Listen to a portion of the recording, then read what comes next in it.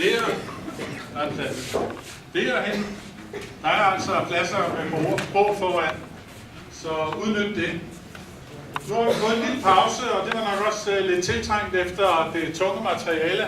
Nej, du kan ikke få lov til at stille spørgsmål. Nå, hvad var det så? Vent, overvinkel. Jeg vil bare høre, om du stod de bøger foran. Man skal selv tage polstring med, Bent, og det har du ikke gjort. Ja. Det næste emne, vi har, det er en af de områder, hvor at vi begge, både virksomheder og institutioner, kan få glæde af de nye regler, nemlig det, at der er en mere fleksibel procedure og adgang til dialog med markedet. Det er både i forbindelse med før, under og efter. Det siger jeg for meget her? Ja. Ja, okay. Nu skal jeg lige hen og tænde den der. Og det vil Mette så fortælle os om.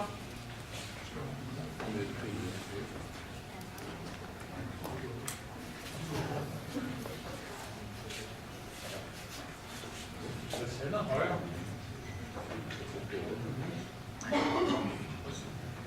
Kan I høre mig? Ja.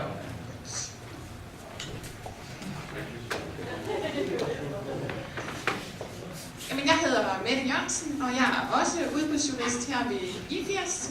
Og jeg vil tale om de fleksible procedurer, som er udbud med forhandling og konkurrencepræget dialog.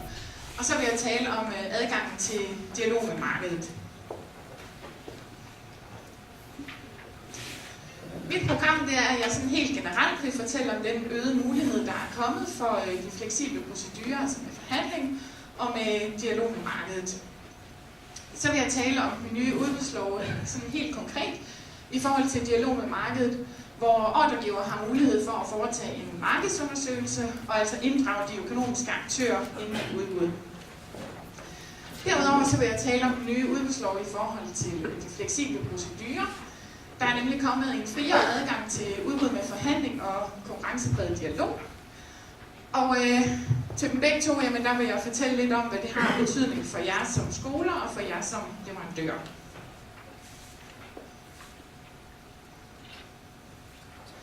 Sådan helt generelt, der er der kommet en bredere adgang til de her fleksible procedurer.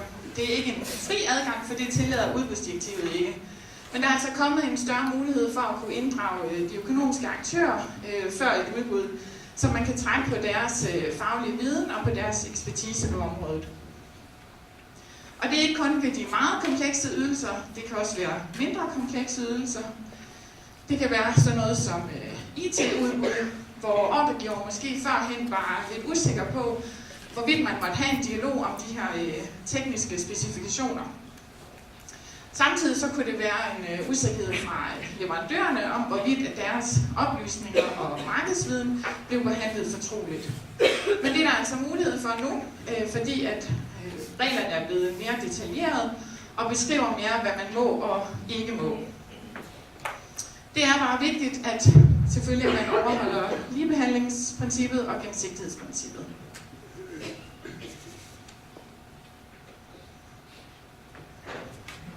Hvis vi starter med dialog med markedet, jamen så er det nu blevet lovreguleret.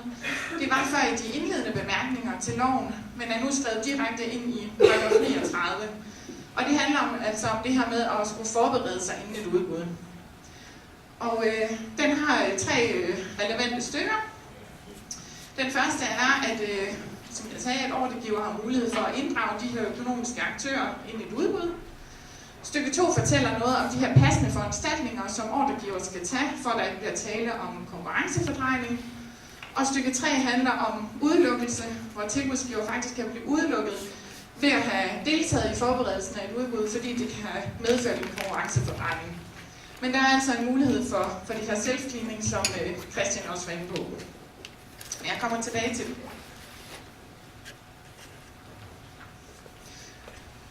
Stykke 1 handler så om inddragelse af de her økonomiske aktører. Det er sådan, når ordregiver skal forberede et udbud, jamen så kan ordregiver foretage en markedsundersøgelse og trække på den viden og den faglige ekspertise, som virksomhederne besidder. På den måde der får man et godt kendskab til markedet, og man kan sikre et optimalt udbud. Ordregiver har så også mulighed for at informere tilbudsgiverne om de udbudsplaner, de har, og de krav, de vil stille til udbudsmaterialet. Og i den forbindelse, der kan de have en dialog med virksomhederne, og de kan modtage rådgivning omkring det her udbud. Og det er altså helt legalt, så længe man igen sørger for at overholde ligebehandlingsprincippet.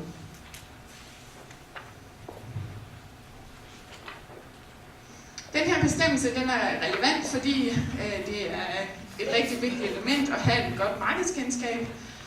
Det sikrer, at udformningen af udbud bliver optimalt, og samtidig så er det en rigtig god ting at kunne have en dialog med tilbudsgiverne, så man kan sikre en effektiv konkurrence.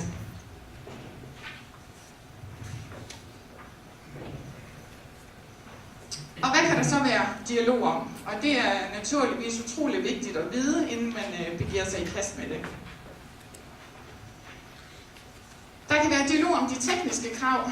Hvis ordregiver ikke selv har den faglige viden, der skal til, jamen så må ordregiver som sagt trække på de økonomiske aktører.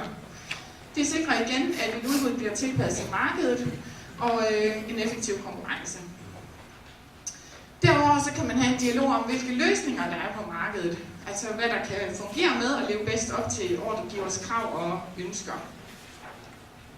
Derudover så kan man have en dialog om, hvordan markedet fungerer. Det kan være sådan noget helt konkret for, hvad der er kutymen for bestilling og levering. Det er altid en god idé at være på forkant med de her ting, så man kan skrive det ind i udbudsmaterialet og kende markedet og optimere udbud på den måde. Tilbudsgiver er også velkommen til at komme input til udbudsmaterialet. Det kan være til udbudsbekendtgørelsen, altså hvor man definerer de her tekniske kravspecifikationer, og hvor man fastsætter nogle tidsfrister.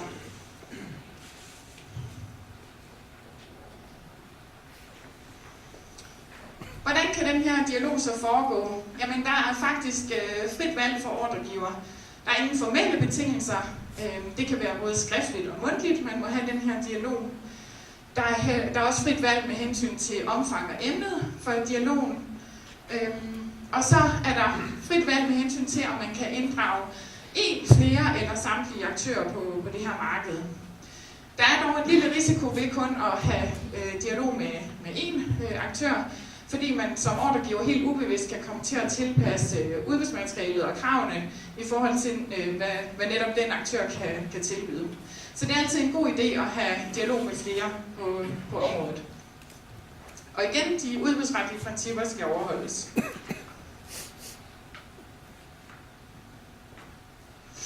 Stykke 2 siger så noget om de her passende foranstaltninger. Fordi det er sådan, når ordregiver har modtaget rådgivning fra en økonomisk aktør, jamen så er det klart, at den økonomiske aktør vil have opnået en særlig viden om det her udbud. Derfor så skal ordregiver sikre, at der bliver foretaget nogle passende foranstaltninger for, at der ikke bliver tale om konkurrenceforvrængning.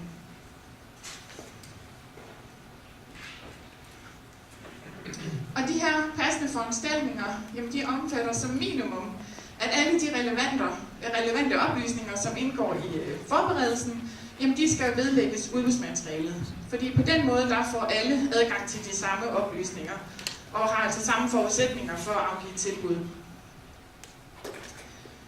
Derudover så er det sådan, at hvis en økonomisk aktør har opnået en fordel ved at have deltaget i forberedelsen, jamen så skal ordregiver forlænge tilbudsfristen. Og det er et skøn, ordregiver tager eller vurderer, hvor lang tid det vil have taget de andre at opnå samme fordel.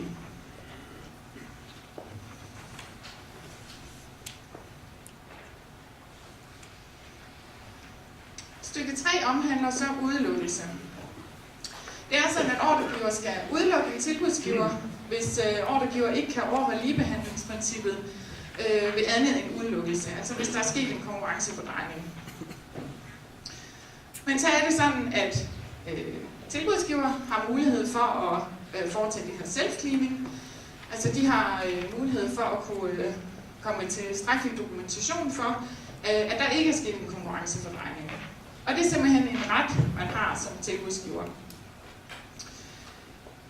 Og den her information, som er modtaget i forberedelsen af et udbud, jamen den kan fremlægges for eksempel i en rapport. Og så er det så op til ordregiver at vurdere, om hvorvidt det her det er tilstrækkelig dokumentation nok, og om de kan fortsat være med i udbuddet.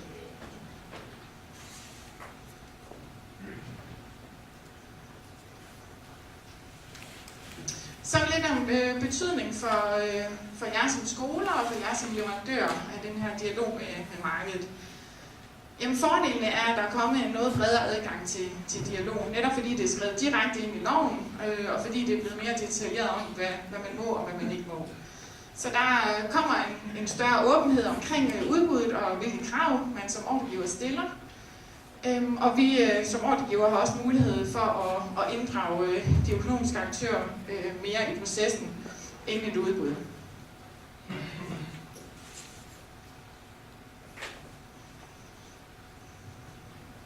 Det er selvfølgelig heller ikke helt problemfrit at have sådan en dialog. Der kan opstå tvivl for ordregiver om, hvorvidt det er helt legalt, om en tilbudsgiver skal udelukkes eller ej. Og så kan det særligt være risikofyldt i de tilfælde, hvor tilbudsgiver har deltaget i forberedelsen, og så vinder udbuddet. Omvendt så kan man sige, at den økonomiske aktør måske er lidt bange for at tilbageholde med at have den her dialog, netop fordi at de er bange for at blive udelukket. Men man skal bare huske på som leverandør, at det er utrolig vigtigt at have den her dialog, og at altså, man har en ret til at kunne forsvare sig selv, og så der ikke bliver tale om konkurrenceforvejning.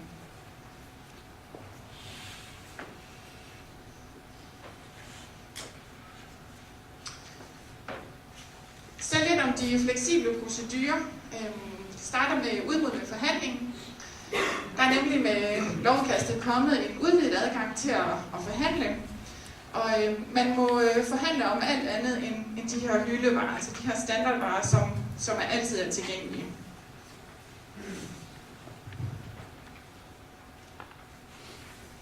Christian han nævnte dem også i indledningen her, men der er de her tilfælde, hvor man må bruge udbud med forhandling. Og det er altså, hvor der ikke er offentliggjort et udbud, man lavet en udbudsbekendtgørelse, men hvor man som ordregiver konstaterer det her tilfælde. Og det kan være, at ordregivers behov ikke kan imødekommes, uden at man allerede justerer på de løsninger, der findes. Det kan fx være ved IT-udbud og mere komplekse ting, hvor noget skal fungere med noget, som ordregiver allerede har, altså en eksisterende løsning. Det kan også være, når kontrakten omfatter design eller innovative løsninger. Det kan være sådan noget som æstetik og teknisk design. Så kan det være, når kontrakten er særligt kompleks. Det kan være ved komplicerede bygge- og anlægskontrakter. Og til sidst så kan det være, når ordregiver ikke kan fastlægge de tekniske specifikationer præcist nok.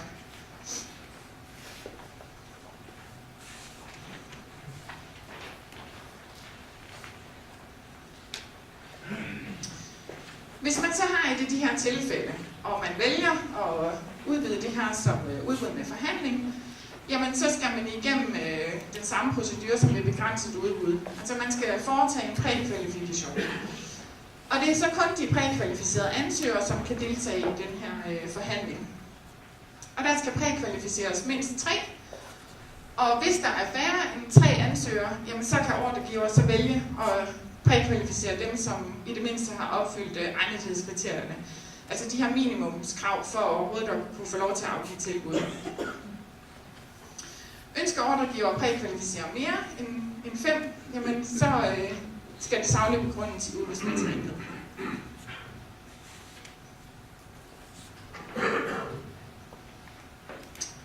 Der er også udbud med forhandling på en lidt anden måde, fordi det kan være, at man har kørt et helt normalt begrænset eller offentligt udbud.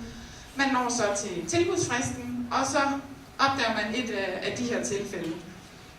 Det kan være, at der slet ikke er nogen konditionsmæssige tilbud, nogen der ikke har opfyldt de her egnethedskriterier. Det kan også være, at man har modtaget uacceptable tilbud, for eksempel hvis budgettet fuldstændig overstiger det, som ordregiver har fastsat i udbudsmaterialet. Og det kan også være, at man slet ikke får nogen tilbud ind. Og så er man altså berettiget til at gå i direkte forhandling.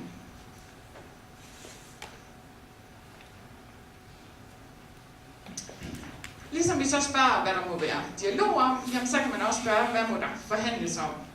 Og det er sådan helt generelt, at der må forhandles om alt, undtagen de grundlæggende elementer og de endelige tilbud. Så der må altså forhandles om sådan noget som kvalitet og mængde. Det kan være nogle sociale og miljømæssige og innovative aspekter. Og så må der faktisk også forhandles om priselementer. Men man kan sige, at det giver lidt sig selv, hvis man forhandler om kvalitet og mængde, så kan det jo også justere på prisen. Men det er altså kun priselementer, og det er ikke den endelige pris i det endelige tilbud. Man må ikke forhandle om de grundlæggende elementer, og det udgør som mindstekrav, og det er tildelingskriteriet, og det er de endelige tilbud.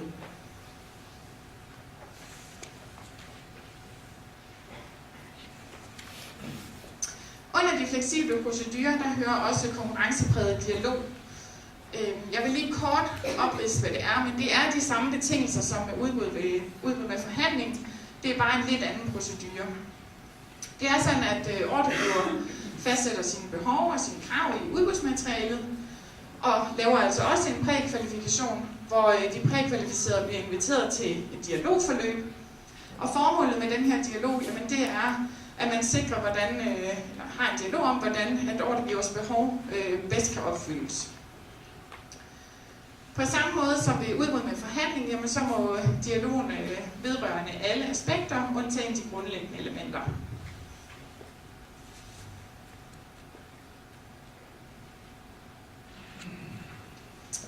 Når dialogen så er afsluttet, jamen så afgives der tilbud på baggrund af den løsning, man er kommet frem til under dialogen. Det er muligt at afklare, præcisere og optimere tilbud, så længe det ikke omhandler nogle vigtige elementer. Og tildelingskriteriet er så bedste forhold mellem pris og kvalitet, det som vi i dag kender som det økonomisk mest fordelagtige tilbud. Så man kan sige, udbud med forhandling, jamen der er ingen udtrykkelig regulering af, hvordan proceduren skal foregå, hvorimod den er mere fastlagt i konkurrencepræget dialog. Men de er begge to reguleret i loven, og der er altså frit valg med hensyn til, hvad man vil vælge, hvis betingelserne er opfyldt.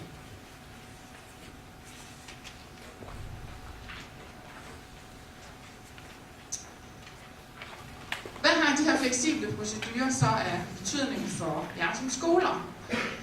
Jamen man kan sige, at det er vigtigt at præcisere, at de kun skal anvendes ved komplekse eller mindre komplekse udbud.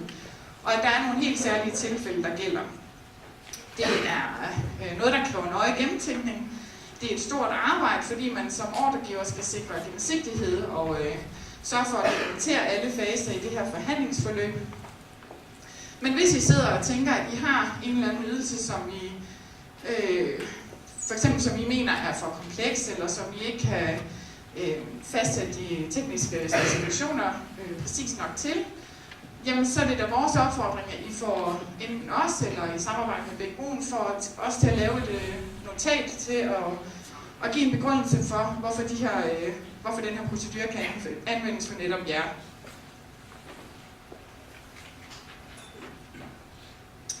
For jer som leverandør, jamen der skal I godt være opmærksom på, at det nok er nogle udbudsformer, som I kommer til at støde lidt mere på fremover, fordi der er kommet den her friere adgang til dem. I skal være opmærksom på, at I kan få mere indflydelse på forberedelsen af et udbud. Så er der selvfølgelig den her risiko for inhabilitet og med at blive udelukket, fordi man netop har deltaget i forberedelsen. Men der kan man sige, at det skal helst være tungere, at man netop kan have en dialog og have indflydelse, og så med en lille risiko for udelukkelse, end det skal slet ikke at deltage i udbuddet.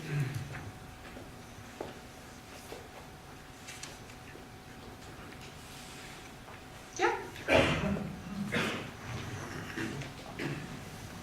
Inden vi går over til spørgsmålene, så vil jeg godt sige, at jeg er en af dem, som er så glad for, at vi får den nye lov.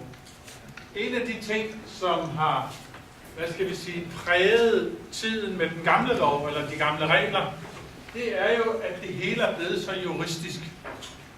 Kan I forstå, hvad jeg mener? Det hele er blevet så juristisk.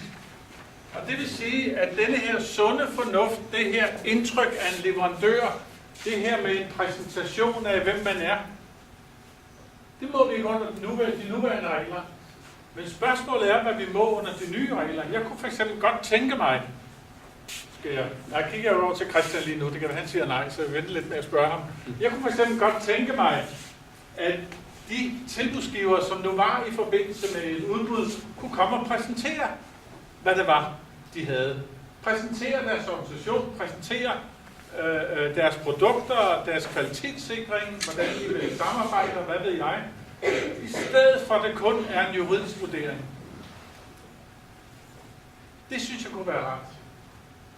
Jeg synes også, det kunne være rart, eller det bliver rart, at vi har en lidt større, lidt mindre spændt trøje på, når vi skal vurdere de indkommende tilbud. Så vi ligesom kan vurdere nogle ting, vi kan spørge lidt mere, rette lidt mere. Det har vi overhovedet ikke kunnet før. Så den fleksibilitet, synes jeg, er meget vigtig, og er en fleksibilitet, som forhåbentlig vi kan komme til at benytte os af, så vi får en mindre juridisk og mere markedsmæssig vurdering af de indkommende tilbud. Det er det, jeg går og håber på. Det er det, jeg drømmer om natten. Okay. Det er det, jeg går og tænker på. Skulle ske. Er du enig med mig i det? Ja. Så kunne vi godt tænke os nogle spørgsmål. Nu har I lige fået lov til at holde halv times pause, så nu må der være nogle spørgsmål. Ja, vi skal have en mikrofon. Trine dig afsted.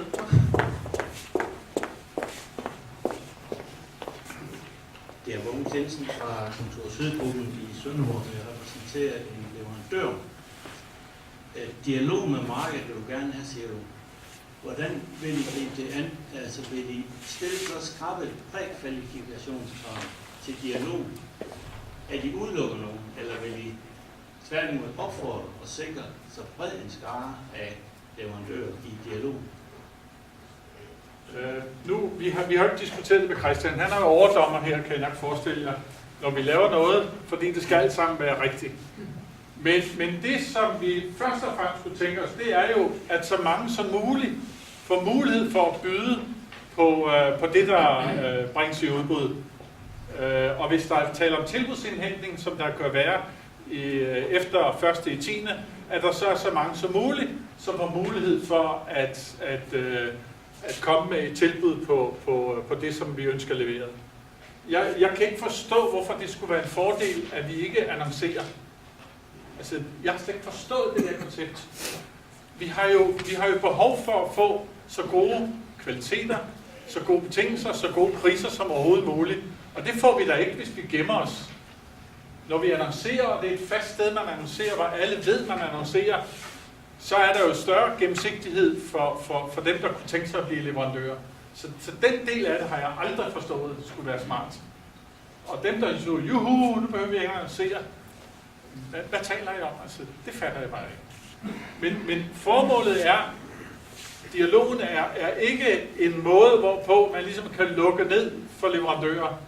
Det skulle være en mulighed på at få en bedre dialog med leverandørerne, at få flere leverandører til at kunne afgive tilbud.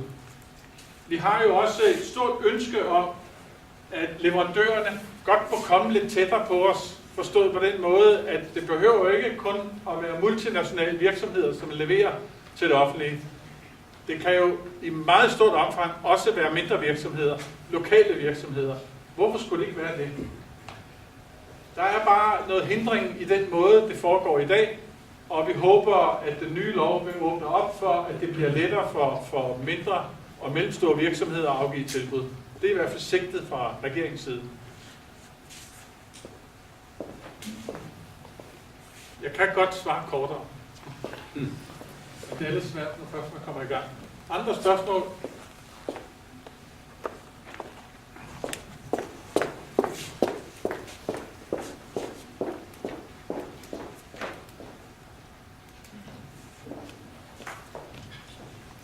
Henrik Hansen fra EUC Nordvest. Jeg skal lige forstå det rigtigt. Under udbud med forhandling, der nævner I, at vi har en forhandlingsret med hensyn til kvaliteten. Hvordan skal det forstås? Kan I præcisere det i forhold til, støder man så ikke det udbudsmateriale, man allerede har lavet med de grundlæggende elementer, hvor man netop har beskrevet mindste kvalitet eller mindste krav og ønsker? Det skal jeg lige forstå, hvordan man har lov til efterfølgende at forhandle på kvaliteten. Christian, vil du byde ind her? Ja.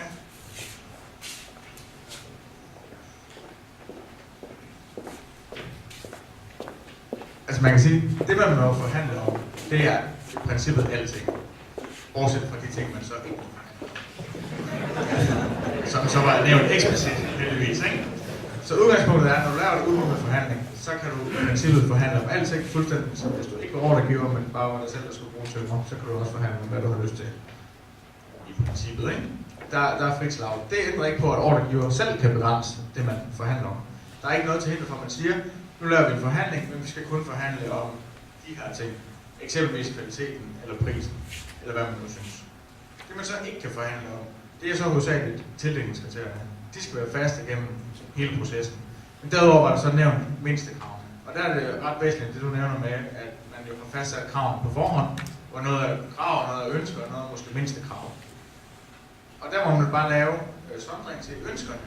Det er bare almindeligt, det er jo bare et ønske. Det kan du helt sikkert godt forhandle om. Mindstekravene, hvis de er eksplicit anført som mindstekrav, så kan du ikke forhandle om. Grundlæggende elementer, det bliver det samme. Så må jeg sige, i forarbejderne til loven, der står der, at man godt kan forhandle om mindstekravene, selvom der står det modsatte i lovteksten, forudsat, at man forhandler forbeholdene væk. Så hvis du har et mindstekrav om, at stolen den skal være blå, så kommer der en tilbudsgiver og tilbyder en rød stol. Han opfylder ikke mindstekrav, og han skal i princippet afvises, og du kan heller ikke forhandle med ham. Men det, der så står i forarbejderne, det er, at du kan godt forhandle med ham, forudsat, at forhandlingen fører til, at han skifter farven på stolen, så den bliver blå i stedet for rød. Det står ikke noget om loven, det står i forarbejderne. Men der er en EU-dom, der kom her i december 13, der hedder Nordicon, som var en situation, hvor man udbød en vej, en motorvej, og så var der noget med, hvor bred rabatten den skulle være, og der var så nogen, der ikke overholdt det her mindstekrav, og tilbød en rabat, som var bredere end det, man havde skrevet i mindstekravet. Og ordregiver så vælger så at forhandle herunder med den pågældende tilbudsgiver. Man ændrede faktisk det pågældende mindstekrav, så det kom til at gælde generelt for alle efterfølgende. Og der sagde EU-domstolen, det kunne man ikke. Og der, som dommen er formuleret, så er den sådan meget skarp på, at hvis det er et mindstekrav, og man ikke opfylder det i det første tilbud, så skal man afvises, og så kan man ikke komme med i forhandlingen. Der er dansk praksis herunder højesteretspraksis, der faktisk siger det modsatte, som er i overensstemmelse med forarbejdet. Så det er en lille smule uklart. Jeg vil sige, som ordregiver kan man komme rigtig langt, hvis man bare beskriver, hvad det er, der kan forhandles om, og hvad det er, der ikke kan forhandles om. Og hvis man laver et udbud med forhandling, og man ved på forhånd, nu laver man et udbud med forhandling, så kan det ofte være en god idé, enten ikke at bruge mindstekrav, eller have meget, meget få mindstekrav. Så man altså ikke risikerer at komme ud i den her situation med, at man skal vurdere, om man skal sparke nogen ud, eller hvis man så tager dem med, så er det i hvert fald ikke givet på forhånd, hvad forhandlingen den skal ende ud med. Hvis man bare ikke har mindstekravene, så kommer man jo meget langt og siger, det her det er bare et krav, det her det er noget, jeg ønsker. Hvis du enten er noget, jeg ønsker, så er det bare en kvalitetsevaluering, og også det er et krav. Hvis du ikke opfylder det, så prissætter jeg det som et forbehold. Man kan komme meget langt ved at formulere klart, hvad det er, man gerne vil. Og det er klart, når du laver et udbud med forhandling, så tænker man typisk over det på forhånd. Hvorimod oftest i dag, når man laver et udbud med forhandling, så er det noget, man er endt i, fordi alle var ukonditionsmæssige. Og så har du balladen med, hvad kan jeg så ændre? Det bliver mere klart, eller bare mere uklart? Det er mere klart. Det er heller ikke, og det er ikke det eneste punkt, der er forarbejdet, men det er ikke sådan helt overensstemmelse med lovteksten. Det kan man sige, hvis det ender så er det jo kun klagenævnet, der kan afgøre det. Jeg ved heller ikke, om det stod helt klart, men udbud med forhandling, det er jo en udbudsform. Og det er, hvor man har et af de her 4 tilfælde, altså en kompleks ydelse, eller hvor man ikke selv kan fastlægge de her specifikationer. Hvorimod så nævnte jeg den anden udbud med forhandling også, hvor man jo har kørt en udbudsproces, og har haft en tilbudsfrist, og der så for eksempel ikke kommer nogen tilbud ind. Det er bare